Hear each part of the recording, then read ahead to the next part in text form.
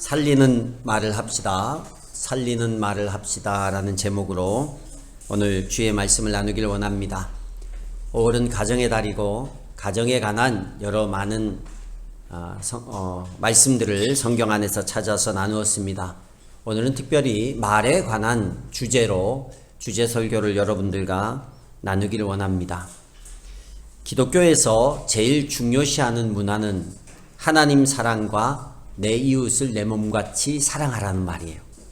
그래서 일찍이 이 신앙이 들어가서 예수님을 믿고 성경을 아는 나라들은요, 이웃을 매우 중요하게 생각합니다. 우리나라는 어때요? 우리나라는 예전부터 유교 문화가 있어서 유교 문화는 스승과 부모, 윗 어른을 공경하는 문화예요. 아주 좋은 문화입니다. 그래서 인사도 어떻게 해요? 인사도 아주 공손하게 합니다. 외국에 가서 그렇게 인사를 하면 깜짝 놀래요. 근데 외국에 가서 제가 깜짝 놀란 게 있는데, 그게 뭐냐면 외국 사람들은 문을 열고 나갈 때 항상 뒤에 누가 있으면 문을 잡아줘. 항상 이렇게 다른 사람에 대한 배려, 이런 문화가 있어요. 이야기를 잘 못 들어요. 못 들으면 우리나라는 뭐라 그래요? 김밥 좀 팔아. 그걸 못 알아들어. 근데 외국은 sorry라고 얘기를 해요. 자기가 못 알아들으면 sorry 해서 다시 얘기해달라고. 참 신기한 나라다. 왜 그러냐면 성경의 정신이 뭐냐면 늘 다른 사람을 배려하는 이 문화가 기독교 문화예요. 좋은 인간관계를 맺기 위해서 좋은 말을 해주고 격려하고 칭찬하고 항상 땡큐. 뭐만 하면 땡큐, 땡큐, 쏘리. 이게 몸에 배어있어요. 우리나라는 어른 중시잖아요. 좋은 말을 할 수 있어요. 사극 같은 거 보면 이렇게 대감마님이 나오면 하인들이 가마를 준비해요. 대감마님이 와서 이렇게 또 앉아요. 그럼 하인들이 이렇게 메고 가잖아요. 근데 거기 보면 이렇게 모자를 좀, 무슨 모자라 그래? 그 작은 모자 쓴 옆에 시중 드는 좀 약간 높은 하인이 있어요. 이 사람이 하인들에게 꼭 이런 말을 합니다. 이놈들 뭘 꾸물거리냐? 어여 매시어라. 아니 대기하고 있다가 타자마자 움직이는데도 뭘 꾸물거리냐? 빨리 매시어라. 이런 얘기를 해요. 윗 어른이 중요하니까 이게 어떤 의미냐면 내가 이만큼 대감마님을 소중하게 여기고 있습니다 라는 의미예요. 우리는 다 이해하잖아요. 근데 거기 들고 있는 가마꾼들은 뭐예요? 나름 빠릿빠릿하게 움직였는데도 욕을 먹어야 돼요. 운동을 하는 것도 그래요. 외국 사람은 운동을 할 때, 우리나라는 이렇게 야구나 축구 여기 선수들 했던 사람들도 있지만 감독들이 어떻게 해요? 일단은 지적질하고 야단치고 막 정신을 못 차리게 이야기를 해요. 욕을 먹어야 운동을 해요. 근데 외국은 또 그렇지 않아요. 항상 잘했다고. 잘했다고 격려하고. 많은 차이가 있는 것 같아요. 우리나라 아이들이요, 고등학교 때까지는 수학이든 뭐든 전 세계에서 1등 합니다. 근데 스스로 할 수 있는 대학생이 되고 성인이 되면 창의력이 떨어지고, 운동도 그래요. 고등학교 때까지는 세계대회에 나가서 메달을 따와요. 축구도 마찬가지고. 근데 성인이 되면 그때부터 급격하게 실력이 줄어드는 느낌이 들어요. 이게 억압받고 지적질하는 이런 말들, 이런 말을 듣고 주눅이 들어서 그대로 움직였다가 이제는 스스로 해야 될 상황 가운데서 어떤 창의력이나 이런 것을 발휘하지 못해요. 근데 어려서부터 그런 얘기를 듣고 큰 아이들은 커서 자신감을 가지고 그렇게 움직여요. 말 중에는 살리는 말이 있고 죽이는 말이 있어요. 성경에도 보니까 말을 매우 중요하게 생각합니다. 가정에는 특별히 부부가 있고 부모 자녀가 있어요. 부모 자녀 부부 간에 서로를 살리는 말이 있고 죽이는 말이 있습니다.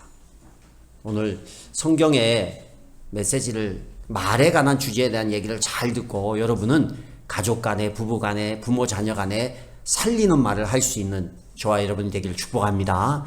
4가지 말에 대해서 이야기를 드릴 텐데요. 첫 번째는 뭐냐면 인정의 언어라는 거예요.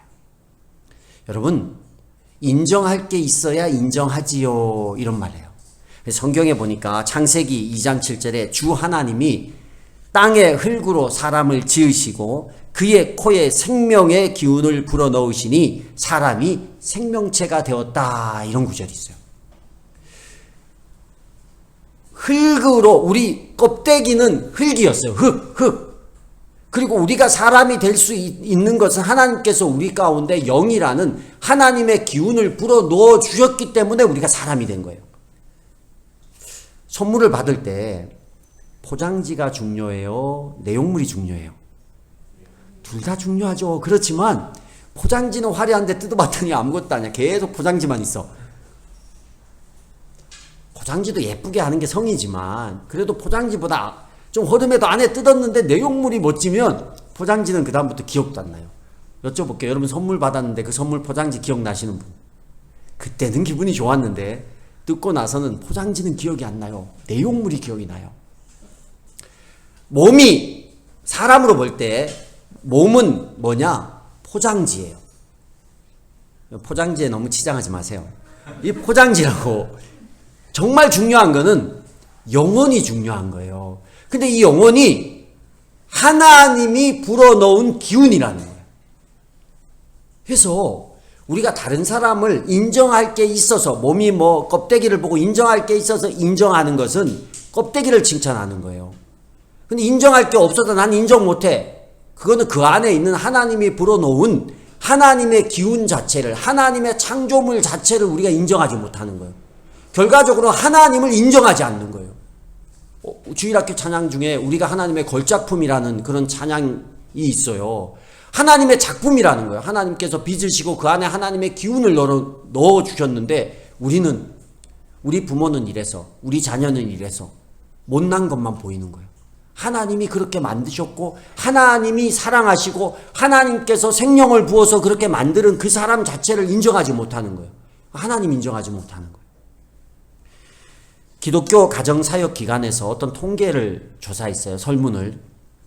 자녀들이 상처받는 말 여러 가지가 있는데 1등만 발표할게요. 두구두구두구. 네가 제대로 하는 게 뭐가 있어? 우리 교회는 수준이 있어서 우리 자녀들한테 그런 말을 안 할 것 같아요. 그죠? 우리 부모님들은 그런 말 하시면 안 돼요.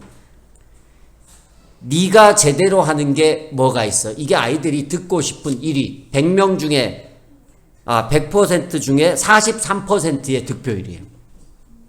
반대로 부모들이 상처받는 말 1위. 엄마 아빠가 해준 게 뭐가 있어? 73%의 부모가 이 말을 듣고 상처를 받는데요. 엄마가 해준 게 뭐가 있어? 엄마 아빠가 해준 게 뭐가 있어? 우리 양목장 왜 이렇게 웃으세요? 진짜 해준 게 뭐가 없을 수 있어도 나는 좋잖아. 근데 엄마 아빠가 해준 게 뭐가 있어가 가장 큰 상처받는 말이에요. 거꾸로 힘이 되는 말이 있어요. 힘이 되는. 자녀들 1등. 이 세상에서 네가 가장 소중하단다. 이 세상에서 너가 가장 소중하단다. 여러분 그 아이가 내 자녀라서도 소중하긴 하지만 하나님의 작품이고 하나님이 내게 맡겨줬기 때문에 소중한 존재예요. 부모, 누구보다 우리 부모님을 존경해요. 이걸 부모님이 가장 기뻐한다라고 설문에 나왔더라고요. 저만 해도 기쁠 것 같아요. 저는 그래도 우리 자녀들이 가끔 이렇게 존경한다는 표현을 해줘서 너무 기쁘고 감사한데 이게 다 무슨 말이냐? 인정의 언어라는 거예요. 남편, 아내도 해볼게요. 남편 일이 당신밖에 없어요. 당신이 최고예요. 그러니까 남편이 가장 듣고 기분이 좋았던 말이 뭐냐면 당신밖에 없어. 딴 사람 있어도 당신밖에 없어요. 당신이 최고가 아니라도 당신이 최고라는 거예요. 아내. 당신을 만난 것이 내게 가장 큰 축복이야. 남편이 아내에게 말해주는데 당신을 만난 게 내게는 가장 큰 축복이야. 이 말이 아내들이 1등으로 꼽은 말이더라고요. 이런 말을 자주 쓰는 부부는 얘기 안 해도 화목한 부부예요. 근데 우리는 평생 나는 눈에 흙이 들어와서 난 이런 말 하기가 부끄럽고 막 이상하고 몸에 두드러기 날 것 같아서 못해. 남편들에게, 아내들에게 말합니다. 눈에 흙이 들어와도 이런 말 못한다고 하는 사람이 있으면 눈에 흙을 잘 때 집어넣으세요. 넣어가지고 이런 말 하게끔 만들어요. 우리가 인정이라는 말을 들을 때 사람은요, 산다라는 거예요. 힘을 얻는다라는 거예요. 인정의 언어 중에 중요한 게 두 가지인데, 하나는 감사합니다.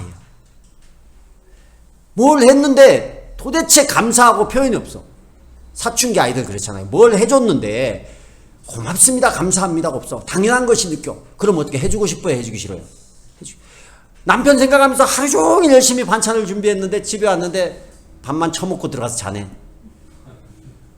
해주고 싶어요, 안 해주고 싶어요? 안 해주고 싶어요.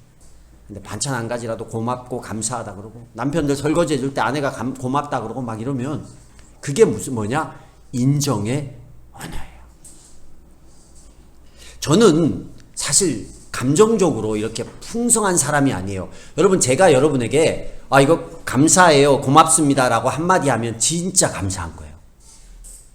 전 표현을 많이 해주고 싶거든요. 근데 제가 그게 얼만큼 해야 그 사람에게 만족한지를 잘 몰라요. 그래서 진짜 저에게는 정말 감사하면 감사하다거든요. 전 감사하지 않으면 별로 얘기를 안 해요. 피해 다니지. 정말. 그리고 저한테 좀 많은 감사를 받고 싶으면 내가 목사님한테 해주는 게 어떤 건지를 좀 얘기를 해주셔야 돼. 그래서 잘 모르거든요, 솔직히. 제가 그런데 약해서. 그래도 감사하려고 노력을 해요. 뭘 보면 잊어먹지 않고 하려고. 근데 잊어먹을 때도 있고. 그래도 노력을 해요. 원래 이거 잘 못하는데 전 정말 노력하거든요. 한 번은 제게 누가, 우리 목장 MT 가서 얘기를 했는데, 누가 이렇게 넥타이를 선물해 줬어요. 근데 그 넥타이가, 전 선물 받았으니까 뭐라 그래요? 고맙습니다, 감사합니다. 진짜 감사해서 했거든요. 그리고 시간이 지났는데, 그게 저도 잘 몰랐는데, 그게 무슨 에르메스라는 게 있나 봐요. 에르메스라는 메이커예요. 근데 매우 고가의 메이커인가 봐요. 나중에 지나서, 저는 그런 걸 잘 모르거든요. 나중에 지나서 되게 미안하더라고. 이 사람은 정성을 다해서 외국에 가서 파리코인가 봐요. 그래서 거기서 사가지고 준비해서 줬는데, 목사님이나 아유 고맙습니다 이러고 말았으니, 지나고 나니 그 사람이 얼마나 이렇게 좀 그랬을까 이런 마음이 드는 거예요. 한 번은 누가 또 넥타이를 해줬는데, 넥타이를 또 해줬어요. 아유 고맙습니다 하고 했는데 모르고 그냥 차고 다녔어요. 근데 우리 아들이 보더니 아빠 이게 버버리예요 그러는 거예요. 유럽을 어디 갔다 와서 또 사온 거예요. 근데 또 미안한 거예요. 나는 나름대로 고마워서 고맙다고 했는데, 이걸 좀 내가 생각할 때 상대방이 이만큼 느끼지 못했을 수도 있구나 이런 생각이 들어서 더 표현을 할 거. 근데 알아야 하지. 저는 그런 게 잘 모르거든요.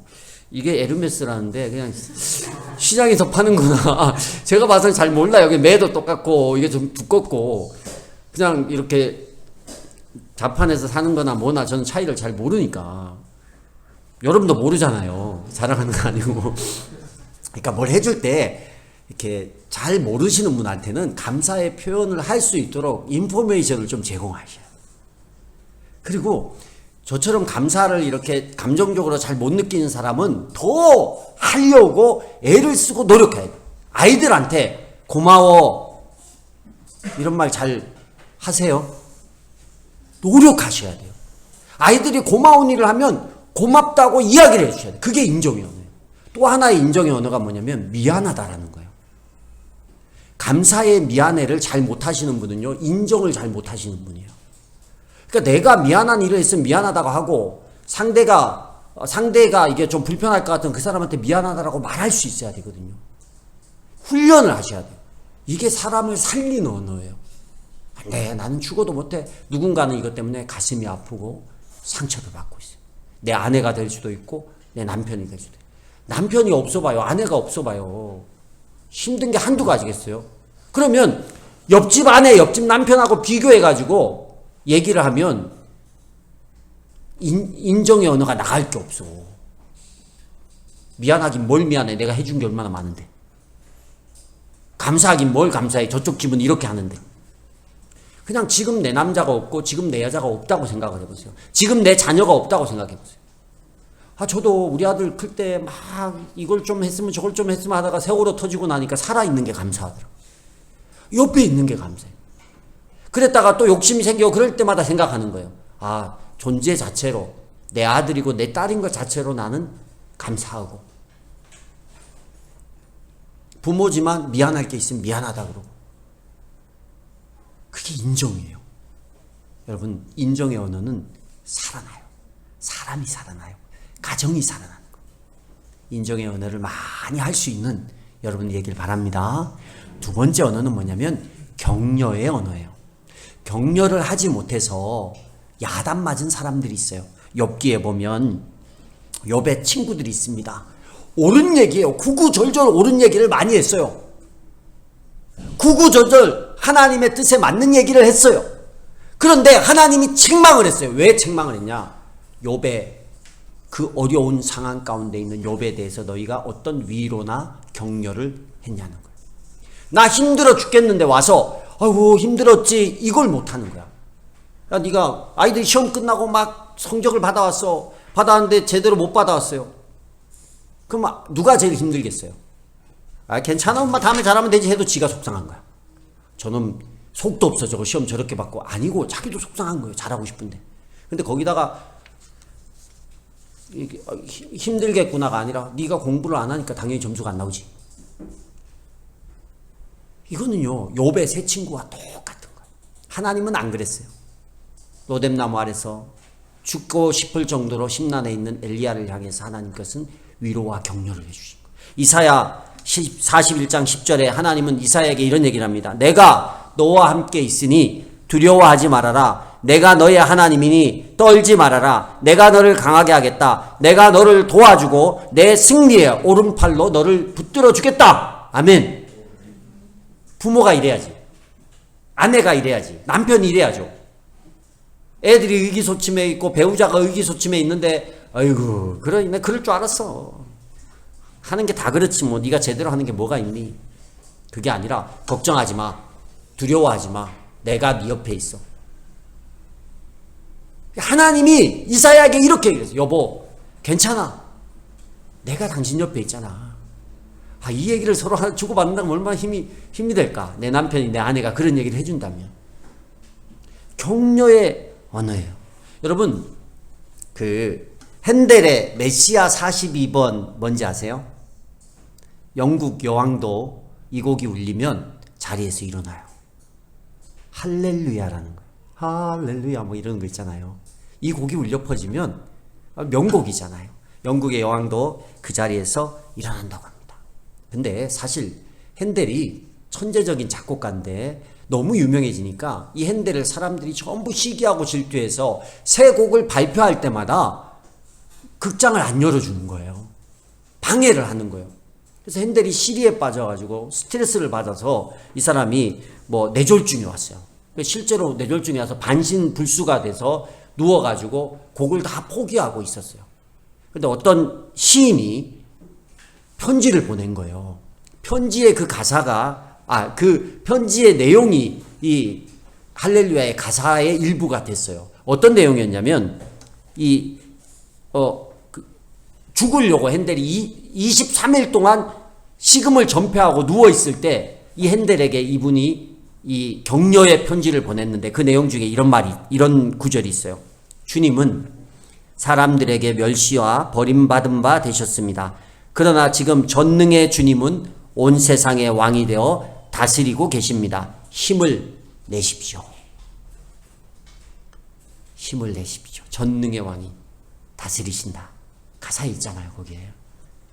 이걸 듣고 이 내용이 핸델에게 힘이 되었던 거예요. 그래서 밥을 먹고 이 내용을 가지고 힘을 내어서 곡을 지은 곳이 뭐냐면 할렐루야라는 곡이에요. 살렸어요. 아니면 곡기를 끊고 죽으려고 한 사람이에요. 근데 이 격려의 언어 한마디가 이 사람을 살렸어요. 할 수 있다. 하면 된다. can, will 이런 단어들. 자녀들에게 할 수 있어. 머릿속에 can, will 기억하셔. 넌 잘 될 거야. 자기 자녀가 잘 되길 바라는데 넌 그래서 안 돼. 넌 이거 해서 안 돼. 이거 안 돼서. 안 그래도 안 되는데 안 된다는 얘기를 하면 더 안 되죠. 넌 할 수 있어. 너는 하면 돼. 잘 될 거야. 힘들 때 격려하고 우리는 아이들에게 또 남편에게 아내에게 좀 잘하라고 하는 얘기예요. 근데 상대방은 어떻게 들어요? 기분 나쁘게 들어요. 잔소리가 뭐라 했어요? 옳은 얘기를 기분 나쁘게 하면 잔소리라고 했어요. 근데 똑같은 옳은 얘기인데 그 사람을 살릴 수 있다니까요. 너 할 수 있어. 너 하면 돼. 잘 할 거야. 괜찮아. 우리가 어떤 말을 많이 쓰는지 스스로를 돌아봐야 돼. 저는 감사하게 이 얘기는 안 한 것 같아요. 우리 아이들한테 네가 제대로 하는 게 뭐가 있어. 넌 안 돼. 이런 얘기는 한 번도 해본 적이 없는 것 같아요. 괜찮아. 하면 돼. 잘 되겠지 뭐. 에이, 하나님 앞에 그냥 믿음만 가면 그냥 잘 될 거야. 알아서 해주시겠지. 안 되는 거 알거든요. 아이들도 지금 힘든 거 알거든요. 근데 부모가 거기서 안 돼 하면 뭐가 되겠어? 아이들은 죽어. 남편도 아내도 마찬가지예요. 안 그래도 회사에 가서 막 스트레스 받고 왔는데 거기다가 또 격려하지 못하고 지적질이라고 하죠. 이래서 안 돼. 저래서 안 돼. 이렇게 하면 되지. 저렇게 하면 되지. 그 모르지 않거든요. 안 되는 걸 어떻게. 차라리 격려해 주세요. 괜찮아. 할 수 있어. 잘 될 거야. 그러면 힘을 내서 기분이라도 좋아져서 더 할 수 있거든요. 당신은 안 돼. 안 돼. 여러분 격려하십시오. 그러면 좋은 부부가 되고 좋은 가정이 됩니다. 아멘. 난 안 돼요 목사님. 나는 원래 이런 말 못해요. 계속 힘든 거예요. 나는 못해도 하나님이 이런 언어를 쓰라고. 하나님이 천지를 뭘로 만드셨어요? 말씀으로 만드셨어요. 말에 힘이 있다니까요. 사람을 돈을 주고 어떤 사람을 붙이는 것보다 더 잘되게 하는 비결이 있는데 그걸 성경에 가르쳐줘도 못하면 안 되지. 말은 할 수 있잖아. 말은 할 수 있잖아요. 다른 건 못해. 돈을 못 줘도 말은 할 수 있잖아요.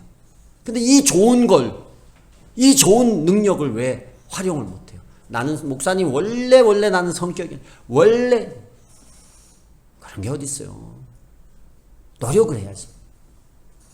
저는 말수가 별로 없어요. 그럼 말수가 없으면 할 말만 하세요. 다른 말 아무것도 하지 말고. 말수가 없는데 입에서 나오는데 욕이 나오고 말수가 없는데 입에서 나오는데 비판이나 부정이 나와. 안 그래도 말수가 없는데 가끔 한마디 하는데 가끔 한마디 하더라도 인정의 언어, 가끔 한마디 딱 내는데 격려하는 언어, 가끔 한마디 하는데 칭찬의 언어. 그럼 가끔 얘기해도 그 사람의 입을 띌 때마다 기대하고 좋아하는 거예요. 세 번째 살린 언어가 뭐냐면 칭찬의 언어입니다. 잠언 27장 21절에 보면 도가니는 은을, 화덕은 금을 단련하시지 칭찬은 사람됨을 달아볼 수 있다. 이런 구절이 있어요. 이게 원어로 보면 칭찬은 사람을 만든다라는 뜻이에요. 사람됨이 달아진다라는 말이 사람을 만든다라는 말이에요. 오늘도 본문이 함부로 말하는 사람의 말은 비수 같아도 지혜로운 사람의 말은 아픈 곳을 낫게 한다잖아요. 지혜의 말이 뭐예요? 지혜의 말이 인정의 말, 지혜의 말이 격려의 말, 지혜의 말이 칭찬의 말이에요. 우리 가족을 잘 되게 만들려면 무엇을 칭찬할까를 고민하셔야 돼요. 뭘 칭찬해 줄까? 우리 자녀들에게 뭘 칭찬해 줄까? 여러분, 사람이 평생 10%의 뇌를 사용한다고 합니다. 세계적인 천재가 아인슈타인인데 15%의 뇌를 사용했대요. 그러니까 우리보다 1.5배 더 사용하니까 어마어마하죠. 그럼 나머지 85%, 거의 90%죠. 우리는 10%밖에 못하니까 90%는 그냥 있는 거예요. 근데 이 90%의 뇌가 칭찬으로 개발이 된대요. 미국의 심리학자 로젠 소울 교수가 이런 실험을 했습니다. 초등학교 학생들 5명 중 5명씩 이렇게 불렀어요. 5명 불러가지고 그 중에 한 명에게 그냥 아무나 한 명에게 이 5명에게 이제 무슨 테스트를 했는데 시험지 테스트를 해서 결과를 보지도 않고 아무나 한 명에게 너는 머리가 좋다.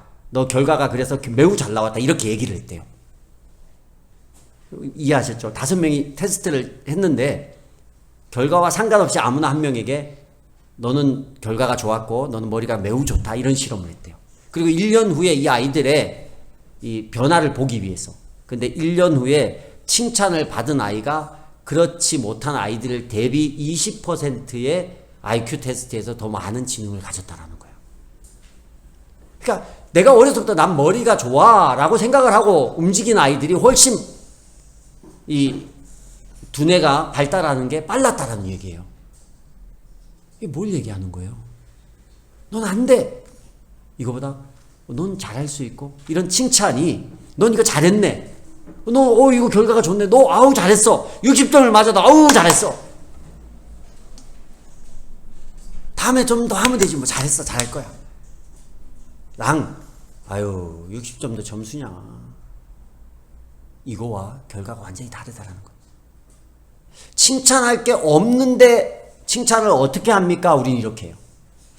칭찬한 건 찾아서 하셔야 돼요. 내 남편을 뭘 칭찬할까? 내 아내를 무엇을 칭찬할까? 저는 이렇게 보면 우리 성도들이 저 앞에서만 다 그런가? 칭찬할 게 되게 많거든요. 근데 우리 저 부부들이 보면 남편이나 아내를 칭찬하기보다 아유 이래요 저래요 이러는 말이 우리 남편 아유 뭐 이래요 우리 아내 아유 이래요 이러는 말. 특히 남편은 과묵해서 우리 옛날부터 배워온 이 가정에 대해서 안 좋은 얘기를 하면 이게 내 얼굴에 침 뱉기다 이런 생각에 좀 과묵하게 얘기를 안 해요. 근데 우리 여성분은 좀 편안하게 얘기를 해요. 남편용을 아주 편안하게. 아유 우리 남편이 아유 막 이래요. 그냥 그게 악의가 없다라는 건 압니다. 그냥 편해서. 또 우리가 그런 거 있잖아요. 팔불출 이런 거 있잖아요. 내 아내 높이고 내 남편 높이면 괜히 팔불출 되는 것 같고 이렇잖아요. 팔불출이 돼도 하셔야 된다니까. 저는 목사님들 세계에서 팔불출이에요. 그래서 교회에서도 뭐 늘 사모님 이렇게 제가 편안하게 얘기를 할 때 여러분이 기분이 어떤지 몰라도 우리가 잘 돼야 되니까. 롱런하는 비결이니까. 칭찬하려고 애를 쓰고 뭐 잘하는 거 인정해 주려고 애를 씁니다. 여러분이 가장 사랑하는 사람이 가족이잖아요. 근데 뭐 딴 사람은 다 칭찬하고 다니고 옆집 아저씨도 하물며 우리한테 누군지도 잘 모르는데 칭찬받아. 내 남편만 칭찬을 못 받아.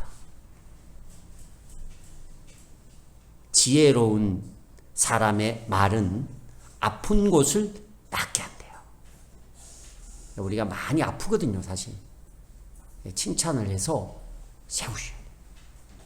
아멘? 인정하고 격려하고 칭찬해요. 인격칭. 마지막 사예요. 사가 뭐냐면 사랑하는 마음으로 하라는 거야. 고린도전서 13장 1절에 내가 사람의 모든 말과 천사의 말을 할 수 있을지라도 내게 사랑이 없으면 울리는 징이나 요란한 꽹과리가 될 뿐입니다. 아멘. 사랑하면 하셔요. 또 사랑의 마음을 가지고 하십시오. 제가 보면 가정의 달이니까 가족은 기본적으로 사랑하잖아요. 아무리 나쁜 말을 해도 가족이니까 하는 거예요.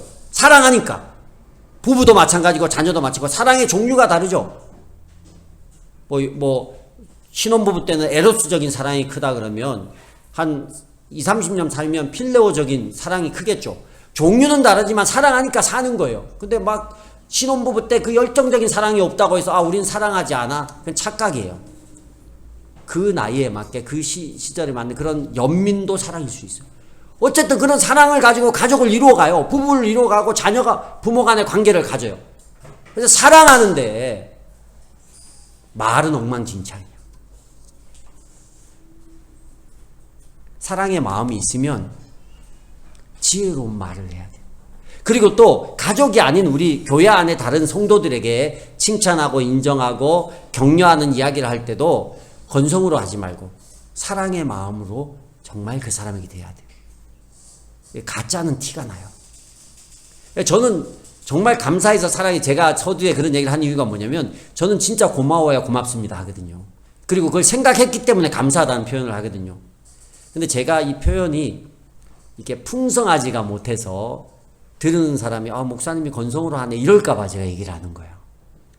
뭔지 잘 몰라서 더 풍성하지 못했을 수도 있고 그러나 웬만하면 고맙습니다 하고 문자도 보내고 이러려고 애를 써요. 저는 굳이 왜 그래야 되나 할 정도인데 그래도 이렇게 해야 되니까 내 마음을 전할 수 있어서 하는 겁니다.